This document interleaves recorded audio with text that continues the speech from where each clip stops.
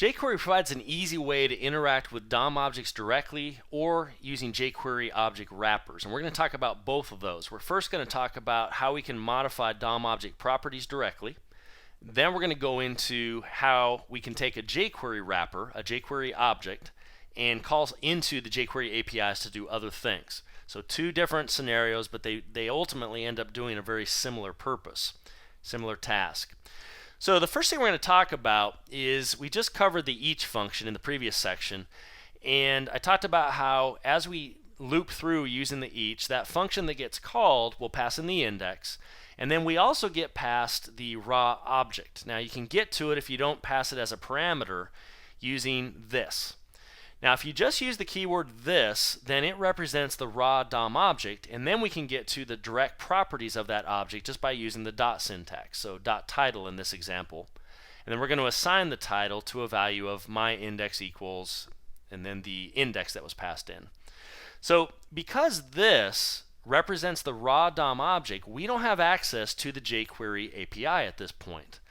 Now we could, as I showed earlier in the selector areas, of the course, we could go in and put dollar parentheses around this, and that would allow us to go ahead and use that as a jQuery object, but then you wouldn't have direct access to the properties like this, because now it would think it's not a raw DOM object, it's actually a jQuery object. So the big thing to know, and here's kind of how I think of it, is if you're using a tool that gives you an IntelliSense or code help, Aptana, their tools, or Visual Studio or others, then if you do this dot and you don't see any of the jQuery API functions showing up, you're probably on the raw DOM object, and that's why you're not seeing those. So if you want to convert that into a jQuery object so you can do something else with it, then you'd have to wrap it with the dollar parentheses and use a selector type syntax. Alright, so that's an example of how we can modify properties using just the raw DOM object itself. Now we can also use jQuery though to go in and modify what we're going to call attributes of the object directly as well. Now the way that works is once you've found one or more objects, and this works not only on a single one like this ID selector, but even on a collection, which I'll show you in a moment, then you can come in, and in this example we're going to say let's go find customer div, and we want to grab the title attribute of that particular element. So if you think of the HTML might have a title attribute on the div, and we want to go ahead and grab that. Now that's very similar in this case to the title property, but $customer div gives us a jQuery object. That's why we can then do .attr title. So a lot of people call this the attr function. Very, very useful, something I use a lot in my jQuery apps because oftentimes I want to manipulate those attributes based on what's occurring with the end user. So in this example, we'll simply select that div, and then we're going to grab the title, and we're going to store it in a value. Now, of course, there's a lot of times where you just don't want to grab it and select it. You actually want to update it. So the attr function also takes the attribute name and the value if you'd like to set a value. Now this one provides kind of an interesting thing that jQuery does. We've talked about the each function and how I could say $image, do a tag selector, and then do the each and loop through each one. Then we could change the title as I just showed earlier using the raw DOM object. Well, with jQuery, once you've selected a collection or a set of DOM objects, now it's going to internally have a wrapper around those. And so if you do .attr title myImageTitle, it would actually update the title attribute of each image within your page. Now obviously you may not want to do that depending on what it is you have going, but I find it pretty cool that it does that because I don't even have to loop through it. jQuery just magically, based on the fact that this might return more than one image, will automatically update the title attribute of each of those images. I don't even have to do an each loop. That's pretty cool. Now it also gets even better though. What if we don't want to just update title while we're looping through, or while jQuery I should say loops through each of the images? We might want to update title, maybe the style or something else. Well, we can do that as well using what's called JSON, JavaScript Object Notation. Now, I'm going to talk about that in just a sec, but let me show you a simple example to start. So we have the similar scenario as the previous one where we have a selector on image. But we're not going to change just a single attribute. jQuery supports doing what's called a map. And a map is basically just a JSON object. It's an object with properties. Now those properties need to map up or match up, either way you want to look at it, to the image's properties, or attributes in this case.